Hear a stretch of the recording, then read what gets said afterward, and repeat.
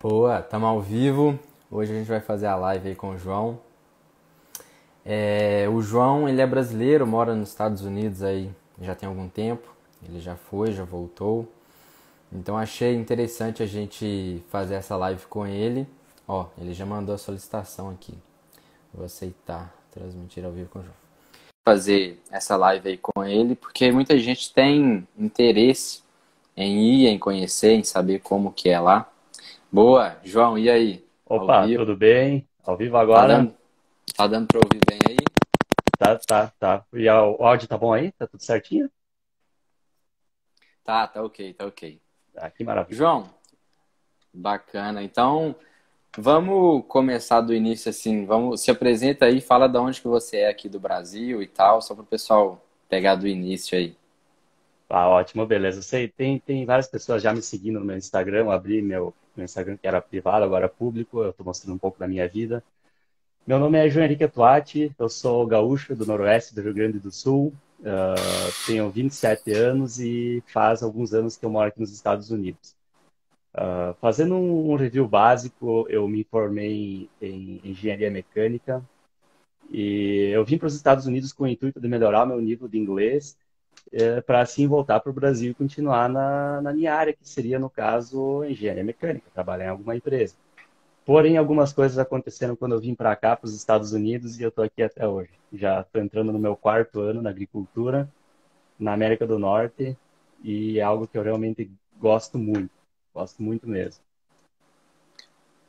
A primeira vez que você foi aqueles, não é estágio agrícola que a gente fala? Isso. É Não, um intercâmbio. intercâmbio agrícola. Isso, é um intercâmbio Intercâmbio agrícola agrícola. aonde os estudantes, muitas vezes estudantes, ou até não precisa ser estudante, esse é um ponto bem interessante. Eles vêm para os Estados Unidos para aperfeiçoar o inglês e também aprender novas técnicas, como funcionam as coisas aqui, conhecer os cultivos que são diferentes, ou as maneiras de trabalhar.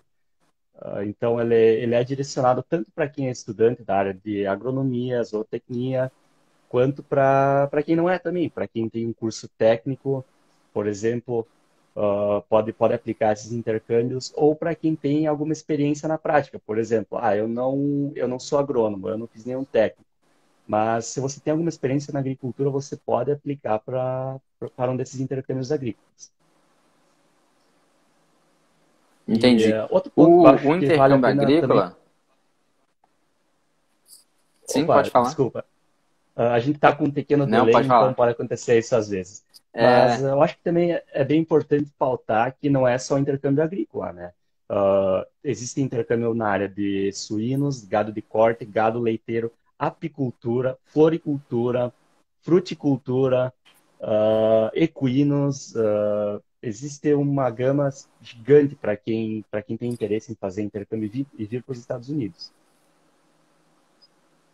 cara, então, o dia que eu anunciei a live contigo, até interessante, apareceu um outro rapaz que eu já tinha conversado antes. Ele trabalha em uma espécie de agência que faz essa ponte, entendeu? Tipo, ele trabalha pros fazendeiros dos Estados Unidos e faz todo o trâmite de levar o pessoal para aí, entendeu? Mas aí já não é intercâmbio agrícola, já é mais que, acho que definitivo, assim, é um negócio mais certo. Sim, E conta pra provavelmente. gente, tipo, Desculpa, ou sim, pode provavelmente falar. deve ser sobre o visto H2A, que é o visto de trabalho temporário na agricultura. Entendi. É isso aí, eu já não entendo muito disso.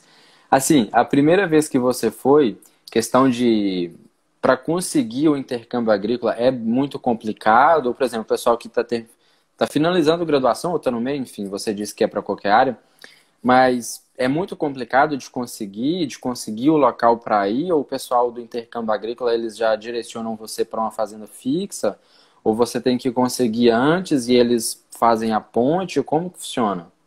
Olha só, essa foi uma pergunta realmente bem interessante. Para quem vem pelo intercâmbio agrícola é um visto diferenciado, não seria um visto de trabalho, é um visto de treinamento, onde você tem permissão para trabalhar e receber, você recebe financeiramente por isso também. Então, Uhum. no momento que você aplica para o intercâmbio, a empresa vai fazer todos os passos, todos os processos. Eles vão fazer a sua seleção, eles vão colocar o teu currículo para os fazendeiros, eles vão fazer toda a tua documentação legal. Então, a empresa ela vai fazer todos os processos, desde o início até, inclusive, se você preferir, eles te fornecem a passagem aérea. Se você quiser, pode comprar por conta. Mas é bem interessante que muita gente pensa em vir para cá trabalhar. Existe o visto H2A, que é o visto de trabalho temporário na agricultura. Porém, para esse visto, o fazendeiro vai te contratar se você tem uma experiência mais elevada e também um nível de inglês mais elevado. Porque você vai chegar aqui como um funcionário. Então, o fazendeiro ele não vai querer te pagar para te ensinar, ele vai querer te pagar para você poder sair trabalhando. Então, essa é uma Entendi. diferença bem grande. Muitas pessoas, às vezes, me pedem, eles falam, mas o meu inglês não é fluente. Você precisa ter um inglês muito bom. Você precisa ter um inglês que forneça, que te dê capacidade de conversação, para que no momento que alguma pessoa te perguntar ou te explicar algo, você tenha compreensão e você também possa expor a sua opinião sobre aquilo. Então, o inglês, ele é básico. Então, você, é assim, ó, é o primeiro passo de tudo. Porém, no momento que você vem para cá como funcionário, seu inglês deve ser fluente. Você não deve ter inglês bom, você deve ter inglês 100% fluente. Senão você vai passar por muitas dificuldades. Existem exceções, existem casos diferentes, existem histórias diferentes, porém eu estou colocando o meu ponto de vista. Eu já estive aí no Brasil e eu tinha muita vontade de vir para os Estados Unidos, porém eu não consegui encontrar informações, era muito difícil achar informações. Então eu passei por esse processo de intercâmbio todo, eu trabalhei, eu vim para os Estados Unidos, eu tive a minha experiência como intercambista, acabei sendo contratado, efetivado e promovido, e hoje eu estou aqui do outro lado contratando pessoas para a fazenda. Então eu conheço um pouco dos dois lados e eu acho que foi isso que me motivou a compartilhar mais essas informações para tentar dessa forma ajudar as pessoas no Brasil. Porque eu sei que tem muita gente com o sonho de vir para cá, porém às vezes a informação não chega até eles. E eu tô sendo Aham, mais um entendi. canal de levar informação às pessoas. É, descomplicar esse trâmite de levar o pessoal até aí. Então, no caso, deixa eu entender. No intercâmbio agrícola, você não escolhe, por exemplo, a fazenda que você vai. Você só se candidata e o pessoal que seleciona e te direciona para as fazendas que estão disponíveis ali, digamos Isso. assim. Isso, eles têm um networking, uma rede de fazendeiros Entendi. e essa empresa, ela tenta pegar aquele estagiário que se adequa mais àquela fazenda e eles tentam encaminhar um para o outro, eles fazem esse intermédio. Por exemplo, existem fazendas que eles têm necessidade de um estagiário que vai passar mais tempo dirigindo caminhões. Tem fazendas que terá necessidade, o estagiário terá necessidade de passar mais tempo trabalhando com o gado ou trabalhando com tratores. Então, a empresa tenta, de alguma forma ou outra, gerenciar isso que seja melhor para o estagiário e melhor para o fazendeiro. Porque no momento que você faz o seu application, no momento que você manda o seu, que seria um currículo, você vai ter naquele currículo se você tem mais experiência com determinadas máquinas, se você tem mais experiência em determinadas atividades. Então, a empresa ela fará essa gestão para tentar facilitar tanto para o intercambista quanto para o fazendeiro. No momento que a empresa alinha um estagiário com o fazendeiro, eles vão contratar o Uhum. fazendeiro vai aceitar aquele currículo, ele vai dizer, não, esse estagiário, essa pessoa é interessante, esse estagiário ou essa estagiária, vale a pena lembrar que também esse intercâmbio ele funciona para mulheres, então a empresa vai entrar em Sim, contato. O estagiário ou a estagiária não é obrigado a aceitar o lugar. Se ele pensar, não combina muito comigo, então talvez pode ser que tenha outro lugar. A empresa vai voltar a trabalhar sobre isso. Existem várias formas de intercâmbio, existem várias empresas, vários locais, mas a minha pauta é por sempre procurar alguma empresa que vai te dar, que vai prestar assessoria, porque no momento que você está em um lugar onde é aqui do outro lado do mundo, no lado norte do mundo, e a empresa te larga aqui a ver navios não é muito fácil. Então você tem que ter alguma empresa fidedigna que vai te prestar assessoria. entendi esse suporte inicial. Isso. Não, legal, então. É, pelo que eu entendi, então, a própria empresa de intercâmbio traça o perfil e vê as aptidões e delega para as principais vagas ali. Cara, no seu caso, por exemplo, você é engenheiro mecânico e trabalha aí em, digamos, na agricultura, no agronegócio. Quais que são como é que eu vou falar? Tipo assim, o que é que você faz? O que é que você toca aí? Olha só, interessante As sua pergunta. funções, assim. Eu me formei em Porque engenharia assim, deixa eu só mecânica. complementar. Deixa eu só completar. Porque tem muita gente perguntando, putz, eu não sou de agro e quero trabalhar com agro. Isso aqui no Brasil já. Tem muita gente de engenharia mecânica, engenharia de produção, muita gente quer, tipo, o agronegócio agora ganhou uma visibilidade grande aqui, aí o pessoal está querendo migrar. Aí o pessoal pergunta como que eu faço, como que eu começo, como que eu direciono. Então é legal você falar isso que você é engenheiro mecânico e trabalha aí com agricultura, no agronegócio. E também para o intercâmbio agrícola eles aceitam, né, não só os cursos de agrárias ali, mas também outras áreas. Sim, com certeza, é bem interessante isso. Uma pauta bem boa que você colocou agora. Os fazendeiros aqui, no momento que você faz o seu application, você tem que mostrar suas qualidades para os fazendeiros daqui. Não é a empresa que faz o intermédio do intercâmbio que vai dizer que você não pode vir. Porque às vezes você tem habilidades que se adequam à necessidade de um certo fazendeiro. Como eu falei, tem fazendeiros que gostariam de ter um intercambista para uma troca de conhecimento, alguém que tenha mais conhecimento sobre a área de mecânica, quem sabe. Você precisa ter alguma base na agricultura, você precisa ter uma noção mínima de como funcionam as coisas, de como se operam as máquinas, porque também será bem complicado você chegar aqui em um país onde não fala a sua língua e você aprender tudo do zero, sabe? Você não tem nem noção. Você olha para uma colheita dele e diz, que caminhão diferente isso aí, né? Não, então Aham. você tem que ter alguma noção básica é requerida. Mas o pessoal que faz o intermédio do intercâmbio, a empresa, ela presta toda a assessoria necessária, responde todas as informações e é algo bem legal. Como você colocou nessa questão também, eu me formei em engenharia mecânica, então eu acho bem interessante falar que a gente aqui na fazenda, você faz de tudo. Não quer dizer que você se formou em zootecnia, se a fazenda trabalha com grãos, que você não vai trabalhar com grãos. Não quer dizer que se você é agrônomo, você não vai trabalhar na oficina.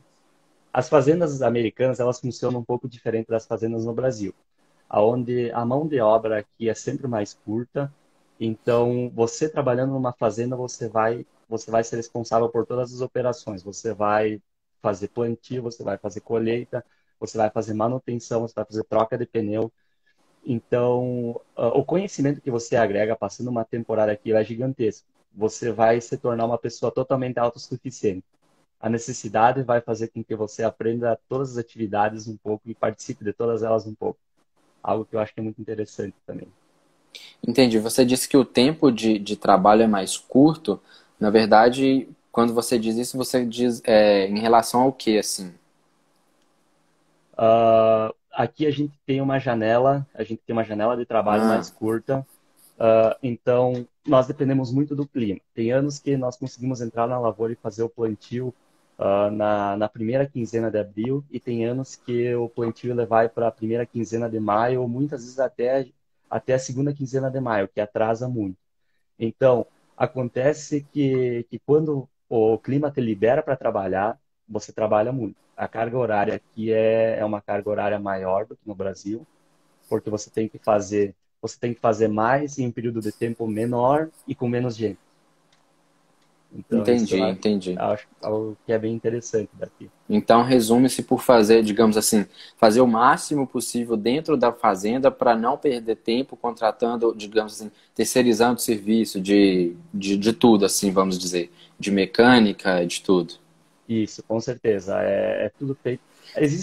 Como eu falei antes, existem exceções, existem fazendas aqui na região Aham. com que qualquer coisa que acontece, eles ligam para a concessionária resolver. Problema mecânico, liga para a concessionária. Aconteceu algo precisa fazer uma aplicação, eles ligam para alguma empresa responsável e terceirizam. Mas, olhando numa média geral, a grande maioria, eu diria que 95% dos fazendeiros fazem tudo mesmo. Desde É, então, manutenção a todas as operações.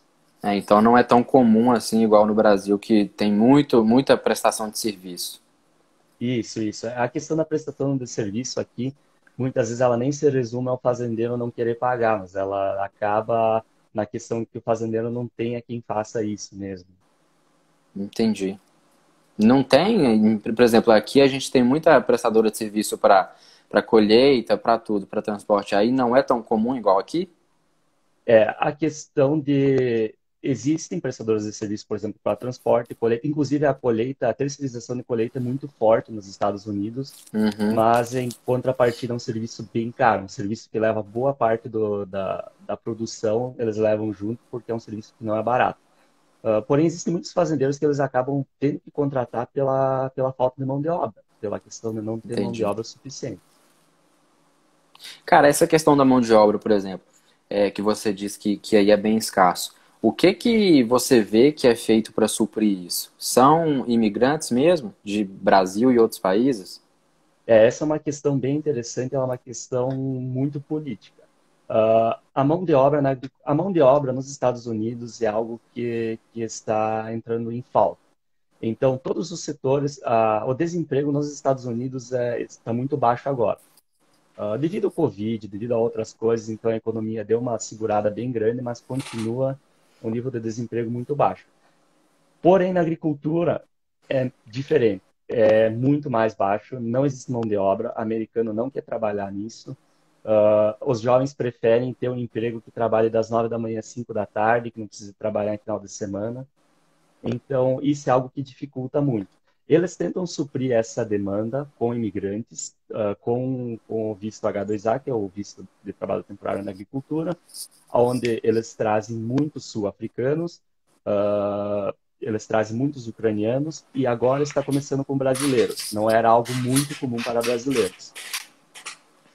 A questão do visto, a questão do intercâmbio agrícola, ele não é visto como uma mão de obra para preencher o lugar do americano, ele é visto como uma troca de conhecimento e experiências, por isso ele é baseado no visto Uhum. J1, onde é um visto de estudo e treinamento temporário, onde você pode permanecer até um ano aqui dentro do país. Mas a questão da mão de obra na agricultura realmente é interessante, a falta é muito grande, a gente precisa suprir, a gente precisa trabalhar de todas as formas possíveis para suprir. E é algo que eu comentei numa live que eu fiz há poucos dias no meu perfil também. O pessoal tem que começar a estudar inglês no Brasil. Tem vaga, tem oportunidade, tem um mundo aqui fora, mas o pessoal precisa estudar inglês. A gente tá que nem louco procurando por mão de obra aqui nesse país e não tá achando. Entendi. Legal. Cara, tipo, você falando assim, como é que eu pergunto? Qual a porcentagem do pessoal que vai para o intercâmbio agrícola que permanece? Pelo que eu estou vendo de você dizendo que não tem mão de obra, acaba que, por exemplo, o pessoal sai do Brasil, encontra um mundo aí que você disse. As coisas aí, vamos dizer assim, o poder econômico, né? Essa disparidade econômica que tem no Brasil aí não tem. É igual você mesmo estava me mostrando. Questão de o poder aquisitivo, né? De moto, de acessório, de tudo, aí é bem mais barato. Então, assim, na minha visão de brasileiro, a maioria do pessoal que vai deve gostar e deve ficar. O que que você me diz dessa questão do pessoal que vai para o intercâmbio agrícola e permanece? O objetivo do intercâmbio agrícola, ele não é você. Antes que as pessoas comecem a se perguntar, mas você está Aham, influenciando o pessoal aí como intercambista e ficar por lá, fique legal, faz isso, faz aquilo. Não. Porém, como funciona? No momento que você vem em intercâmbio agrícola para cá, você entra nos Estados Unidos, você trabalha com fazendeiro, você mostra o teu trabalho. Vai depender muito de você, vai depender muito do teu esforço, mas o cara vai pensar, eu gostei desse cara aí, sabe? Ano que vem eu gostaria que ele voltasse para cá, mas não como estagiário mais, como um funcionário fixo. Então, no momento que você vem para cá e você mostra um serviço bom, muitos fazendeiros irão te convidar para voltar no ano seguinte. Ou se eles não tiverem interesse em contratar você, se você fizer um bom serviço, eles vão comentar, eles vão sentar no coffee shop, tomar café com os outros fazendeiros e vão falar, ó, aquele rapaz lá é um bom funcionário, então o vizinho vai te fazer uma proposta. Então, ah, eles realmente estão procurando por mão de obra, eles precisam de mão de obra, precisam de ajuda, e eu vejo que o intercâmbio, para quem tem interesse, o intercâmbio é uma das maneiras mais fáceis, porque você está legal, você está fazendo tudo certinho, conforme a lei, como tem que ser. Então, eu digo que para quem tem interesse, o intercâmbio é uma excelente porta de entrada no país. Então, abre portas e até porque, tipo, igual você disse, para conseguir o intercâmbio agrícola, você já tem que ter um nível de inglês um pouco, vamos dizer assim, um pouco avançado. E se a pessoa se dedicou para fazer todos os trâmites, vamos dizer assim, já é uma pessoa bem disposta. Então, acho que a chance dela ser um bom funcionário acaba por ser bem alta, assim. Como que foi, por exemplo, no seu caso, a sua experiência de intercambista para depois para funcionário fixo? Olha só, eu gostei dessa parte que você comentou, porque eu realmente estava, essa semana, eu estava conversando com o meu chefe e a gente entrou nesse assunto. Ele disse, olha, quem se dedica a fazer a documentação, a fazer toda a papelada, a sair do Brasil e voar para outro lado do mundo, é sinal que Uhum. é uma pessoa que está almejando algo melhor, tá almejando É, crescimento, está almejando buscar algo na vida. Então, a chance dessa pessoa ser uma pessoa capacitada e um bom trabalhador é muito grande. E realmente você tem que passar por vários processos. Você tem que fazer o application, que é como se fosse um currículo, enviar, você faz as suas entrevistas, vai até o consulado, faz a entrevista do visto. Então, quem passa por isso, ele passa uma imagem muito boa ao fazendeiro. Ele mostra que ele está querendo, ele está almejando algo na vida. E para uhum. todas aquelas pessoas que não têm interesse em ficar trabalhando aqui, porque muita gente vem apenas com o interesse de aprender, apenas com o interesse de melhorar o inglês, de conhecer como é a agricultura aqui, ou qualquer que seja o ramo, horticultura, floricultura. Ele vai carregar uma imagem excelente quando voltar para o Brasil. Então, se vai abrir uma porta aqui, vai abrir três portas quando você voltar para o Brasil. Sem sombra de dúvidas. Facilita muito na hora de você, hoje em dia o inglês ele não é mais um diferencial, o inglês já é um básico. Se você não tem inglês, você acaba Sim. sendo descartado.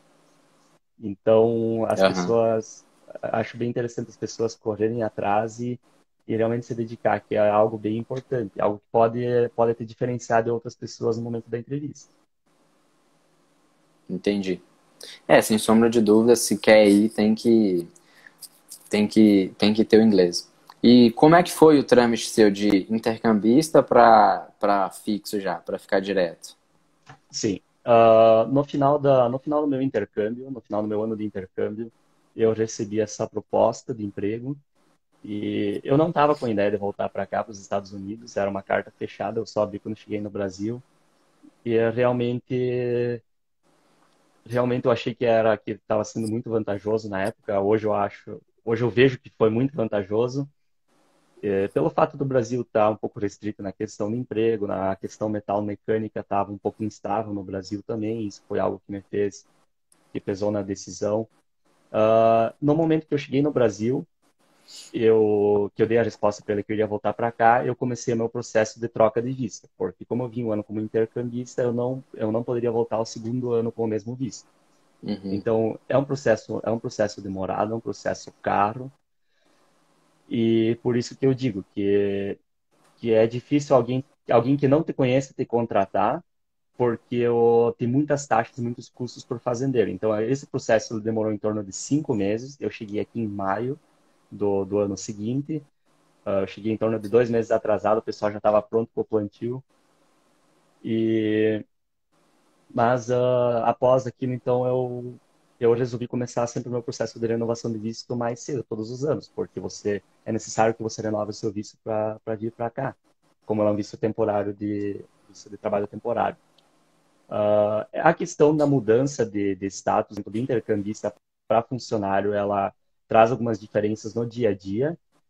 O que que acontece? No momento que você está fazendo um intercâmbio, a gente sabe que você tá aprendendo, que você está evoluindo, mas no momento que você está como um funcionário fixo, você já não tem mais essa desculpa. Você tem que saber fazer tudo e, consequentemente, a sua carga horária será maior. A gente andou comentando até alguns dias atrás sobre a questão de como funciona o trabalho na agricultura aqui, a questão de carga horária. Aham. E ela sim, como eu comentei antes no início da nossa live, ela é puxada, ela é bem maior, porque a nossa janela de plantio e colheita é curta, e não quer dizer que se nós não colhermos em tempo, nós vamos conseguir fazer o segundo plantio. Quer dizer que se a gente não colher em tempo, nosso trigo pode ficar coberto por neve. Então a gente vai perder. Por isso que a carga horária ela é muito grande. Ela chega a 15, 16 horas por dia em época de colheita. Ela é muito alta. Aqui funciona um pouco diferente do que no Brasil. Eu agora estou falando na parte como funcionário, não como intercambista. Aham, Hora trabalhada é hora paga, hora folgada você não ganha. Feriado você não recebe, finais de semana você não recebe, você trabalhou, você recebe, você não trabalhou, você não recebe. Algo que eu acho que é, algo que eu acho que em certa parte é justo, porque você só recebe pelo que você trabalha, porém, hora trabalhada você uhum, recebe muito melhor. Eles te pagam bem. entendi. Então é bem legal. No caso de você estando aí como funcionário, tem como que funciona? Você já foi e voltou durante esses 4 anos que você está aí? Ou você ficou os 4 anos direto? Não, funciona assim. Eu tenho a necessidade de voltar para o Brasil ao final de todos os anos para fazer a renovação do meu visto, pois Entendi. o visto de trabalho é um visto de trabalho temporário na agricultura, onde ele vai até geralmente 9 ou 10 meses você consegue esse visto, e aí você precisa voltar para o Brasil fazer a renovação.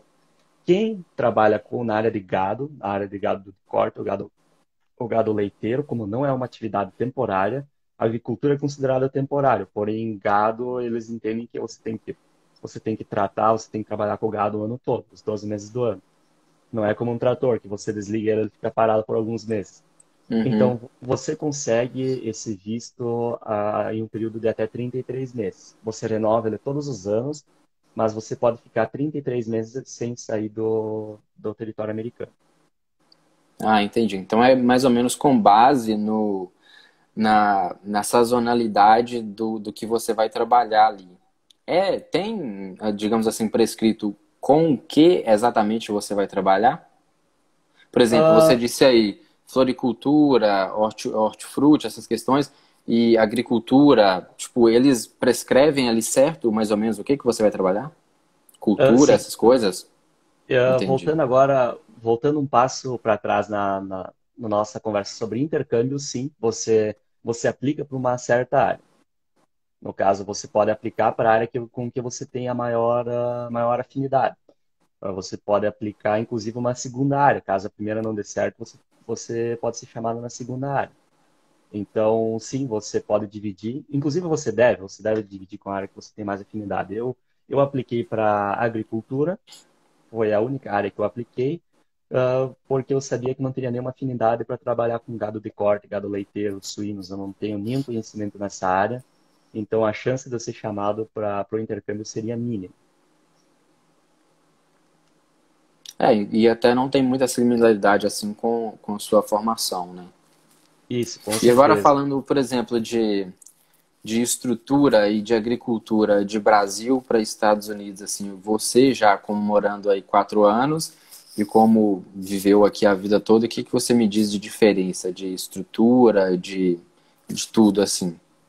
Sim, é uma pauta bem interessante essa aí.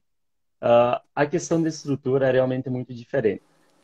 Aqui nos Estados Unidos existem fazendas de muito grande porte, existem fazendas gigantes aqui, mas eu vejo que não é tão comum. Por exemplo, na nossa região, a média das fazendas é em torno de 2.000 hectares. O que que acontece? Existem várias fazendas com 2.000 hectares. A fazenda que eu trabalho, a maior, ela tem em torno de 5.500 hectares e a gente está subindo no próximo ano para 6.300, se eu não me engano. Mas mesmo em uma fazenda com 2.000 hectares, o que é considerado de porte médio aqui, eles têm uma estrutura bem completa. Eles têm uma estrutura desde armazenagem de grãos, uma oficina muito completa. Então, eles conseguem fazer todo o processo, desde a armazenagem de insumos, pré-plantio, até a armazenagem de grãos para fazer a venda quando o preço está coerente. Isso é algo muito interessante, pois eu vejo que no Brasil, para você ter toda uma estrutura de armazenagem, você tem que ser uma fazenda considerada de grande porte, Sim. porque essa estrutura toda ela tem um custo muito caro, muito alto para ser mantida. Então, o que dificulta fazendeiros de pequeno ou médio porte conseguir fazer isso. Você acha que, por exemplo, essa questão da estrutura aí, ela se deve mais a poder aquisitivo dos americanos, que é mais elevado, ou você acha que é uma questão cultural que desde o início eles já levam as coisas para, digamos assim, para esse rumo, de ter essa estrutura e tal? Isso, é uma parte dos dois. E eu vejo que na parte de cultura, principalmente aqui no norte do país, as pessoas trazem muito aquela cultura de muitos anos atrás, onde no inverno você tinha que guardar todo o suprimento necessário Tem isso também, para né? você ir através do inverno. Então, a questão da armazenagem aqui ela é muito antiga. Tem silos em alguns lugares que aqueles silos eles devem ter tranquilamente mais de 100 anos. Quando na época onde era colhido, onde as colheitadeiras eram propulsionadas por cavalos, ainda tem algumas atiradas por aqui nos cantos. Então, essa questão da armazenagem, eu acho que ela é muito cultural e também o poder aquisitivo dos financeiros, o poder aquisitivo dos americanos em geral, ele é muito maior, né? Aonde se você ganha um salário mínimo, você consegue fazer muito mais coisa do que um salário mínimo no Brasil. Então, para um fazendeiro aqui, ele fazer a instalação de um silo, é em torno de, você vai gastar para colocar um silo grande, um silo de 25 mil sacas, de 95 a 100 mil dólares por silo. No Brasil, Então, com R$ 100.000, você... isso, fazendo essa conversão, se a gente fosse investir 100 mil reais no Brasil, o que você conseguiria fazer? De repente, a terraplanagem. Eu não tenho nem Nada. noção dos valores aí no Brasil, mas realmente, o poder aquisitivo do americano ele tem muito mais poder de compra mesmo. Cara, você acha que, por exemplo, questão de equipamento, o americano, ele, assim, ele troca mais, muito mais de equipamento, ou eles são mais, vamos dizer assim, ele comprou e fica com aquele equipamento? Tem essa rotatividade? Digamos que, por E- exemplo, o poder aquisitivo é grande, então eles vão comprar mais, ou não? Tem isso? Existem os dois lados. Por exemplo, existem fazendas onde eles trocam grande parte do equipamento todos os anos. O que acontece? Aqui nos Estados Unidos, eles têm uma dedução muito grande de imposto quando eles investem em equipamentos. Então, se a sua fazenda teve uma entrada de 100 mil reais e você teve 90 mil reais de despesas, ou você gastou trocando equipamentos, ou tanto faz, você vai ter que pagar imposto sobre 10 mil reais, sobre essa diferença. Então, isso força com que grande parte dos fazendeiros, eles investem tanto nas fazendas, eles trocam tanto de equipamento, eles investem em estruturas, por exemplo, silo, barracão. Existem fazendeiros que realmente compram as máquinas e ficam muito tempo. A gente, aonde eu trabalho, é um meio termo. Então, nós tentamos trocar as máquinas, por exemplo, colheitadeiras a cada 1.200 horas, 1.500 horas. Tratores, a gente vai um pouco mais, tratores 3 mil horas. Mas quando chega nessa quantidade de horas, a gente sempre tenta trocar, porque a diferença para uma máquina nova não é tão grande. Se você fica mais tempo, a diferença será muito maior. Então, mas eu conheço inúmeras fazendas que eles trocam de tratores todos os anos. Praticamente trabalham uma temporada e mandam embora e compram toda a frota nova. Entendi, legal. Cara, falando de questão de infraestrutura, assim, a diferença de infraestrutura daí dos Estados Unidos para aqui para o Brasil. Questão de conectividade, de conexão e infraestrutura externa, assim, de escoamento, de produção, de tudo. O que que você me diz? A questão de escoamento aqui é fantástico. Mesmo aqui, a Dakota do Norte é um estado menos povoado, tem em torno de 850, 880 mil habitantes em todo o estado. Para você ter uma ideia, é um estado bem grande, consideravelmente grande. E mesmo assim, uh, se você a cada 100 quilômetros que você anda indo de norte a sul, de sul ao norte, você vai cruzar por uma linha férrea. Ou até acredito que nem a 100 quilômetros, acredito que seja 60 quilômetros. O que quer dizer? Para a gente fazer o nosso transporte do trigo, nós carregamos na sede da fazenda, nós dirigimos os caminhões em torno de 20, 25 minutos e a gente descarrega o trigo na estação ferroviária. O nosso milho a gente vai um pouco mais longe, porque está em torno de 100 quilômetros, onde é a empresa que fabrica etanol. E a canola, então, um pouco mais longe. Mas isso é por questão comercial, porque a gente poderia vender a canola aqui na volta também, se quisesse. Agora, no Brasil, eu vejo que tem muitos produtores que eles têm que enviar o soja ou a produção deles que fica vários dias dentro de caminhões. E isso tem um custo muito grande. Tem um custo muito grande para os fazendeiros E também dificulta muito a escoação do produto brasileiro. Nessa parte, aqui é fantástico, sabe? Questão de uma hora você pode fazer entrega de qualquer produto para qualquer lado que seja. A questão de conectividade, eu vejo que sim, os Estados Unidos está muito na frente do Brasil, numa questão de infraestrutura como um todo. Então, mesmo a gente estando numa área bem retirada, muito pouco povoada, onde é composta por fazendas de médio ou grande porte, depende como você queira considerar, mas sim, a gente tem sinal telefônico, a gente trabalha com muito equipamento via sinal telefônico aqui. A questão de a questão então do sinal telefônico é muito boa, a internet no campo é muito boa. A gente tem praticamente todas as lavouras são cobertas por internet móvel, o que facilita muito a nossa vida no dia a dia. Com esses sistemas de comunicação, como tem muita gente usando esses sistemas de agricultura de precisão, tipo Field View, Uhum. ou isso você tem a necessidade de ter uma comunicação boa, então é bem na mão para nós, eu posso dizer assim. Acho que isso está sendo um dos gargalos do Brasil, essa questão da conectividade no campo, para avançar em tecnologia de equipamento. Porque, tipo, tem muito equipamento que eles vendem como um se conversando com o outro, né? Pulverizador, colheitadeira, plantadeira.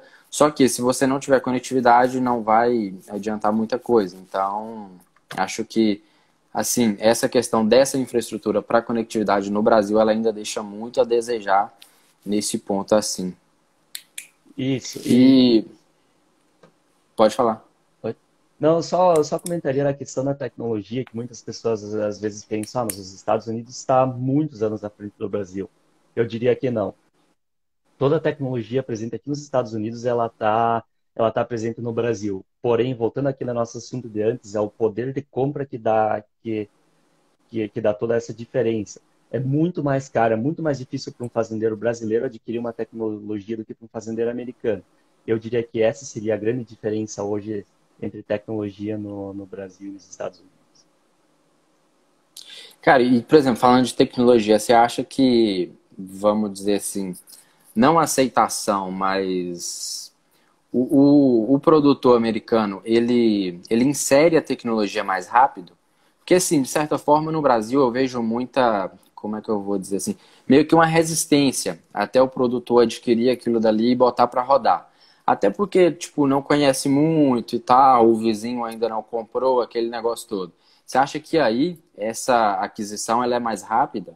Muito mais rápida? Mais rápida eu acredito que sim.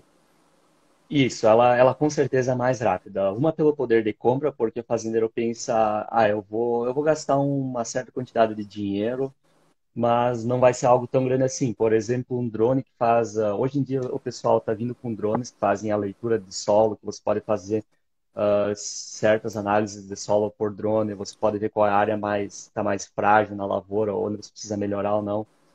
Aqui nos Estados Unidos é a metade do preço do que no Brasil. Então, para um fazendeiro comprar e testar é muito mais fácil, porque ele vai pensar, não, sabe, se não dá certo, tudo bem, deixa aí numa gaveta guardada. Agora, no Brasil, quando você tem que, você tem que tirar do teu capital de giro o valor de um carro novo para testar qualquer que seja a tecnologia, é algo bastante arriscado. Eu concordo com os fazendeiros brasileiros. É difícil Aham. você tirar um valor muito grande de dinheiro para testar algo. Nessa parte, eu vejo que os fazendeiros americanos eles estão muito na frente, eles têm muito mais sorte de ter um poder de compra tão forte como eles têm aqui. Dá um, assim, dá tipo, dá uma chance de você errar, né? No Brasil você não tem. Se você errar um valor desse aí é um prejuízo enorme, então não faz muito sentido. Cara, e você, por exemplo, você morando aí 4 anos já, você já tem intimidade com todos os americanos. Qual que é a visão dos Estados Unidos sobre o agronegócio brasileiro? Essa é uma pergunta bem interessante também. Existem, aqui onde eu moro, a cultura deles é muito fechada. Então, o que que acontece? Existem aqueles fazendeiros que eles estão um pouco mais atentos em tudo que está acontecendo no mundo. Então, essas pessoas, sim, eles enxergam o Brasil como um grande, como tipo uma ameaça, um grande concorrente. Eles sabem do poder que o Brasil Um grande tem. concorrente. Isso, um grande concorrente. Eles sabem do poder que o Brasil tem. Eles sabem que o Brasil está crescendo de uma forma desproporcional na agricultura nos últimos anos, em questão de tecnologia. E eles também sabem que o Brasil tem muito potencial. Eles sabem que a gente ainda não está explorando todo o potencial. E aqui nos Não. Estados Unidos, sim. Aqui nos Estados Unidos a gente está explorando 105% do potencial que o país tem a oferecer. Então, é isso que eu olho, porque, por exemplo, se a gente olhar Estados Unidos, vamos dizer, ele já esgotou todo o potencial de produtividade, de área, de tecnologia, de tudo. Vocês já estão, vamos dizer assim, no topo do topo. Agora, no Brasil, a gente ainda tem muito a explorar em produtividade, em tecnologia, infraestrutura, logística, em um monte de coisa. Então, o que eu vejo assim é se, por exemplo, os Estados Unidos, o pessoal todo olhando, se eles ficam assim com um certo putz, o Brasil lá na frente vai ser maior que a gente, no agronegócio assim. Isso, e inclusive dói bastante para os fazendeiros americanos cada ano ver notícia que algum segmento do agronegócio foi ultrapassado pelo Brasil. Um ano foi a soja, outro ano é isso, outro ano é gado de corte, e durante vários anos consecutivos o Brasil vem desbancando os Estados Unidos e outros países no mundo, sendo o maior fornecedor de alimentos no mundo hoje, o principal. Com certeza, Estados Unidos e Brasil continuam sendo o celeiro do mundo, mas o Brasil está se destacando muito. Então, eu até, tipo, esse ano que foi um ano ruim, né, mas digamos, se a gente pegar todo o governo que a atual ministra está fazendo, a gestão dela, no primeiro ano ela impulsionou a exportação, o plano para esse agora seria dar assistência para pequenos e médios com tecnologia, com crédito. Ela até deu, né, crédito agora, mas querendo ou não a pandemia atrapalhou. Eu acho que quando assim a gente tiver um suporte de pequenos e médios ali, um aparato legal, que o pessoal começar a aderir tecnologia e tudo, eu acho que tipo o Brasil vai melhorar bastante, vai crescer bastante aí no agronegócio como um todo. Com certeza, o Brasil tem um caminho inteiro pela frente ainda, e eu vejo que os fazendeiros brasileiros são a agricultura brasileira tem bastante coisa a aprender com a agricultura americana, mas hoje eu vejo que os agricultores americanos também têm muita coisa para aprender com o agricultor brasileiro. A parte de gestão no Brasil, eu vejo uma diferença. Ah, Tudo isso que eu estou falando sobre a parte da agricultura, estou falando baseado na minha região e no que eu vivo aqui. Existe, Não. por exemplo, o Corn Belt, o cinturão do milho, onde os fazendeiros eles trabalham de uma forma certamente diferente do que aqui, mas eu vejo que aqui na minha região, por todos os fazendeiros que eu conheço, eles têm muito a aprender na parte de gestão agrícola. O que eu quero dizer com isso? Aqui nos Estados Unidos, a gente não tem uma coisa chamada custo Brasil. E o fazendeiro brasileiro, ele aprendeu com o custo Brasil que ele deve salvar, ele deve guardar cada centavo de real em combustível, em fertilizante, ele deve fazer o máximo com o mínimo. E o fazendeiro americano, ele não tem muito cuidado com isso, porque muitos deles dizem, o combustível é só uma gota d'água em um balde, o custo do combustível na produção. O custo do combustível chega a US$ 150.000 por ano. Você sabe o que é isso? É um valor absurdo. Então, é, essa gota que eles consideram só uma gotinha, eu considero um balde d'água inteiro. Eu sempre digo, vamos tentar economizar mais, vamos tentar comprar melhor. Então, essa parte de gestão, eu acho que o agricultor brasileiro, ele é um exemplo para vários lugares do mundo. A disponibilidade de recursos aqui acaba sendo menor, né, desses recursos processados assim. Pessoal, para quem está assistindo, que se alguém quiser mandar pergunta para o João, para um todo também, pode mandar que a gente lê, a gente faz. Tem até duas aqui, deixa eu ver se. Tem uma aqui simples. Deixa eu ver qual tipo de trator que vocês usam. O pessoal gosta Ah, bastante de saber sobre os equipamentos. o pessoal adora saber sobre equipamentos, e aí eu já vou mandar uma deixa aí para quem gosta, pessoal, dos equipamentos, segue lá meu Instagram. Estou cada pouco postando sobre os equipamentos que a gente está aprontando fazer. Aqui nos Estados Unidos, as duas maiores marcas, obviamente, é John Deere e Case. Porém, a gente, como tratores, a gente utiliza a Versatile, que é uma marca canadense, mas são tratores de grande porte, tratores que vêm com motor Cummins e caixa Caterpillar. Então, são os tratores que a gente usa. Eu vou estar postando alguns vídeos falando mais sobre a qualidade e defeitos desses tratores no meu canal do YouTube também. Vou fazer prós e contras, eu acho que vai ser bem legal, mas é o que a gente está usando aqui. Aqui apareceu uma outra pergunta agora do meu amigo Henrique. Ele pediu para falar sobre o clima, variação do clima. Essa aí é a nota 10. Aham. Essa aí eu acho que vale a pena falar. A questão do clima aqui, a gente como brasileiro deve se sentir realmente muito sortudo em ter o clima que o Brasil tem. O clima aqui, ele é algo que trabalha totalmente contra qualquer atividade agrícola. No inverno, temos picos de temperatura que podem chegar a 45, 46 graus negativo de temperatura, porém a sensação térmica pode ser muito mais baixa do que isso. A sensação térmica pode chegar a 60 graus negativos aqui, devido ao fato do vento. Olhando pelo outro lado, no verão, a gente pode ter mais de 40 graus negativos. Em 2018, 2018, teve um dia que bateu 44 graus positivo. Então, isso é uma variação de praticamente 90 graus Celsius do inverno para o verão, o que dificulta muito o trabalho com máquinas. No inverno, as máquinas não é complicado para fazer pegar, nada não funciona direito.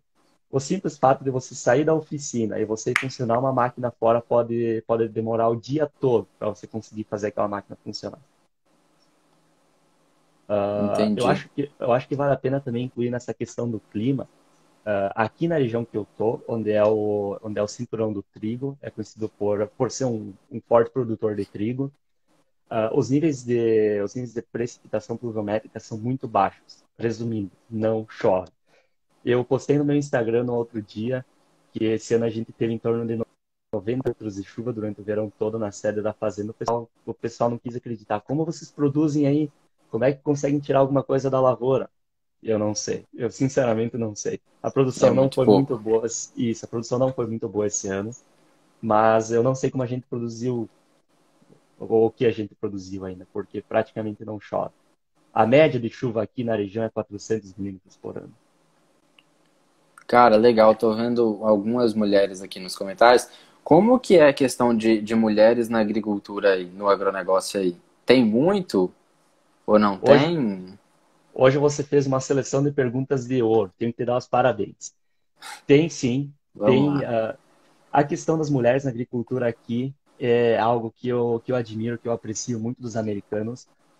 As mulheres trabalham muito na agricultura, elas fazem o trabalho lado a lado com o homem. É o marido trabalhando na colheitadeira, é a esposa no chupim, é a esposa na carreta, é a esposa na colheitadeira, sabe? É, como eu sempre digo, até faço a brincadeira, eu fiz na minha live esses dias, aqui é contado por cabeça.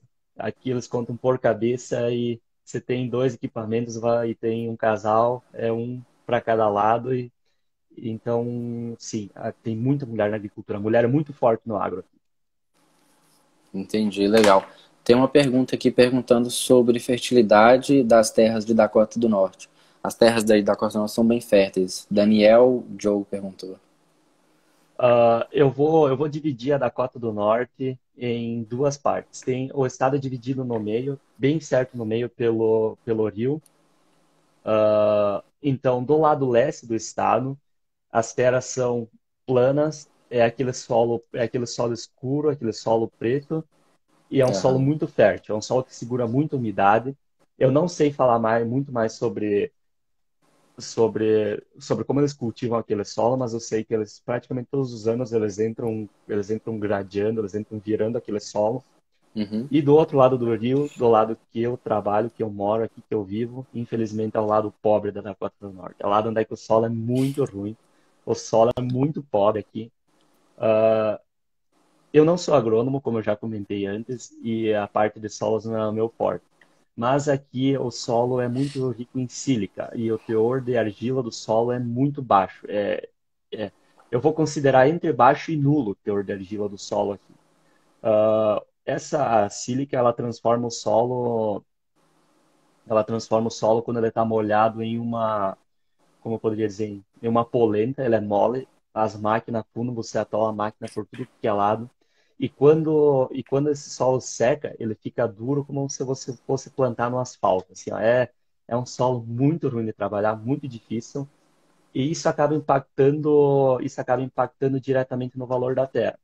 Por exemplo, se você vai arrendar um hectare de terra no lado leste do estado, na região de Fargo, onde é que é aquela região mais plana, com solo mais escuro, você pode comprar um hectare de terra aqui na região que eu estou.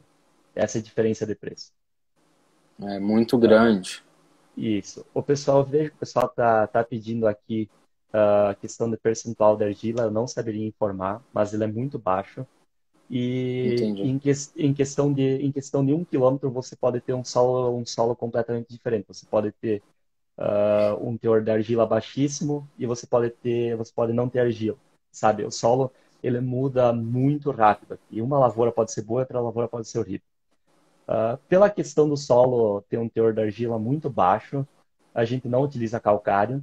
Eu vi que um dos nossos companheiros aqui, ele É, comentou sobre perguntou o sobre a aplicação do calcário. calcário. Isso. Não, a gente não utiliza calcário porque o nosso solo ele é extremamente alcalino. Então, o que que acontece? Muitas vezes, quando os fazendeiros têm um cultivo errado de solo aqui, que acaba aumentando a alcalinidade do solo, eles têm que abandonar aquela lavoura por muitos e muitos anos. A única coisa que cresce nesse solo alcalino é a alfafa. E daí o pessoal planta Entendi. alfafa e faz feno pro gado, gado de corte, que é o que tem aqui na região, e depois de muitos anos, talvez corrija o solo, talvez não. Ó, tem uma pergunta aqui, deixa eu ver. Qual a chance dos fazendeiros daí investirem em engenharia para fazer máquinas maiores, mais inteligentes e de potencial? Com força de aquisição que eles têm, podem comprar material e fazer as máquinas. Existe muito isso, essa, digamos assim, essa adequar a sua necessidade aí? Tem muito isso ou não tem? Existe. A gente faz muito, a gente adequa muitas máquinas às nossas necessidades e a gente também faz gambiarra. Todo mundo faz gambiarra. Todo É, agricultor no mundo tem que fazer as suas gambiarras. Mas assim existe, a gente tem que adequar muitas máquinas às nossas necessidades. Porém, antigamente eles utilizavam, por exemplo, caminhões para fabricar tratores.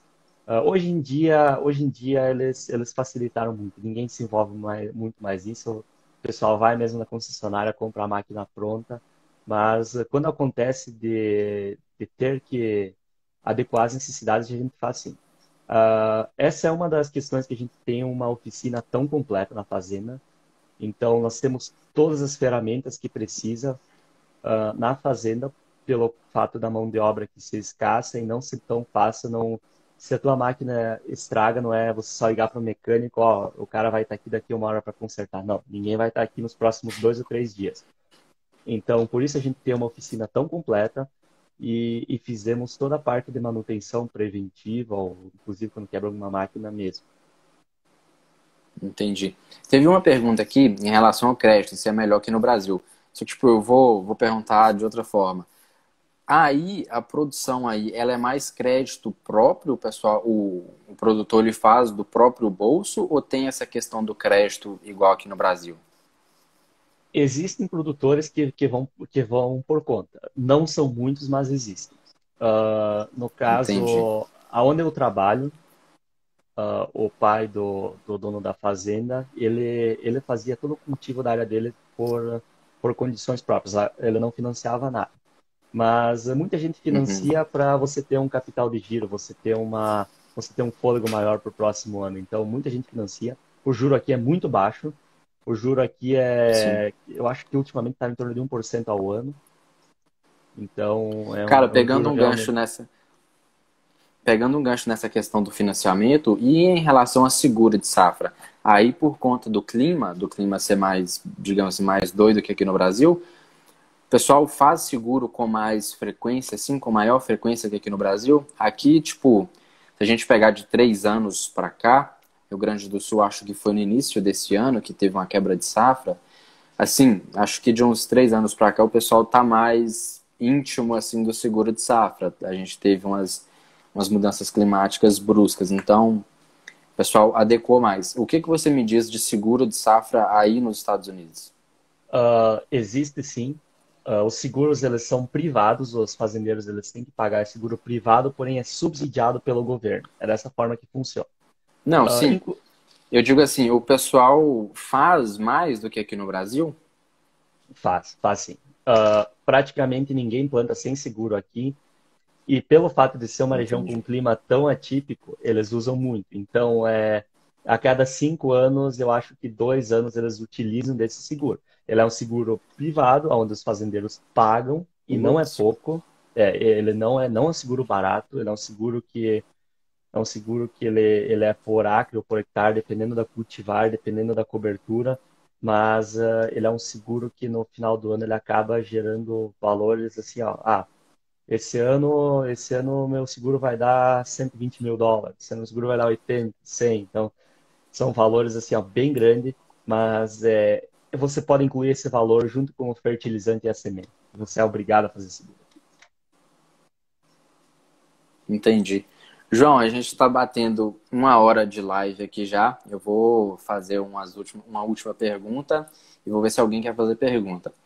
Assim, aqui no Brasil, você acompanha, a gente sofre muito com, digamos assim, questões relacionadas a meio ambiente. O pessoal ataca muito o agronegócio por isso, questão de comunicação, de tudo.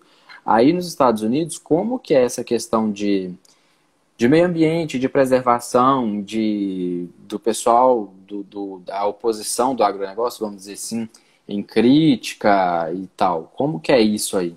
Questão de vegano, de vegetariano, de tal, de, Isso. né? Você acha que você O entendeu? pessoal, sim, o pessoal bate forte aqui na agricultura. O pessoal bate forte, mas tem muitas pessoas que respondem à altura, sabe? Como eu tô vendo, tem páginas fantásticas no Brasil batendo contra, e mostrando que não é bem assim. Aqui também tem. O pessoal reclama, o pessoal bate forte. E muitas vezes até a questão de desinformação, o pessoal vive me mandando mensagem: vocês cortam todas as árvores aí.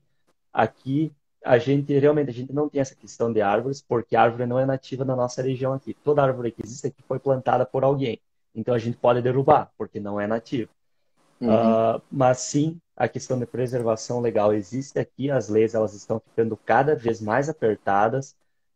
Não existe essa questão de você tem que deixar uma área legal aqui na nossa região, mas tem outros estados que sim, você tem que deixar uma área legal, você tem que deixar uma área de fontes ou nascentes de água. Então, sim, existe a legislação ambiental, ela é grande, ela é pesada aqui, está ficando maior ainda. A gente tem que respeitar. E também na primeira parte da pergunta, sim, tem muita gente que bate forte na agricultura aqui, culpam o agricultor por tudo que acontece. Entendi. Então é mundial. É porque a gente vê pouco assim, a gente vê muita gente, por exemplo, de Europa, de outros lugares, criticando o Brasil, mas a gente vê pouco eles atacando, digamos, os Estados Unidos assim. Aí aqui a gente sempre compara, né, que aí vocês têm essa flexibilidade de trabalhar mais tranquilo, mas então eu queria saber como que é, digamos, daí para cá. Então tem o mesmo problema, vamos dizer. Sim, sim, existe o mesmo problema, mas sim, a gente tem legislação.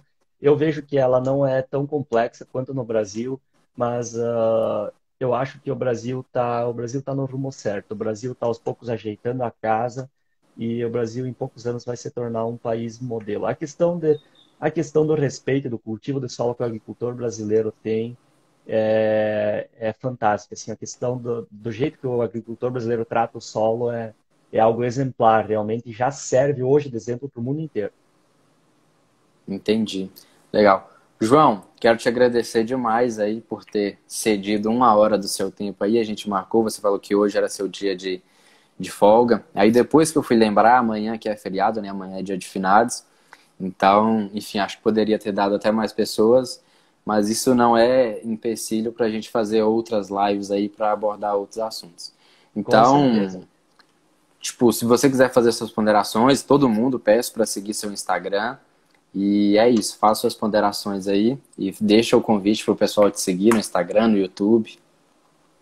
Muito obrigado, agradeço você, o portal Vida no Campo, por ter aberto esse time aí, esse tempo para mim fazer, para mim poder expor um pouco do que eu passo aqui no dia a dia, e para todas aquelas pessoas que têm interesse em fazer um intercâmbio ou vir para os Estados Unidos, sabe? Eu estou aqui, eu vou tentar ajudar todo mundo que for possível. Então, o pessoal também pode me seguir siga o meu Instagram, que eu estarei postando essa semana mais novidades sobre a questão de intercâmbio agrícola. Eu também tenho meu canal no YouTube, onde eu posto, onde eu falo sobre o dia a dia aqui na América, onde eu mostro os vídeos. sobre tudo o que a gente está fazendo, como a gente trabalha, que eu acredito que é bem legal. Eu acredito que muita gente vai matar suas curiosidades sobre os Estados Unidos da América. Então, é bem diferente daqui do Brasil. A gente tem toda essa comparação de Estados Unidos ser outro mundo. E a gente vê que no agronegócio, daqui a pouco tempo, a gente pode ser maior que a América. Se Deus quiser, vamos ser maiores que os Estados Unidos. E você vai voltar para cá para trabalhar aqui. Mas, enfim, brigadão por ter cedido o seu tempo para a gente fazer um bate-papo. Foi bem aberto e depois a gente pode vir falar de temas mais direcionados, mas acho que deu para a gente sanar muitas dúvidas aí. Valeu demais. Com certeza, eu que agradeço. E o pessoal que tiver perguntas, deixe no portal Vida no Campo, mande as perguntas para o Mike também, ou envie, ou vá no meu Instagram, que a gente com certeza pode marcar mais uma live e abordar outros tópicos. A gente vai falar do que o pessoal quiser ouvir, quiser saber. Boa, valeu. Obrigadão, boa noite, João. Boa noite para todo mundo aí e bom restinho de domingo aí. Obrigado a todos, forte abraço.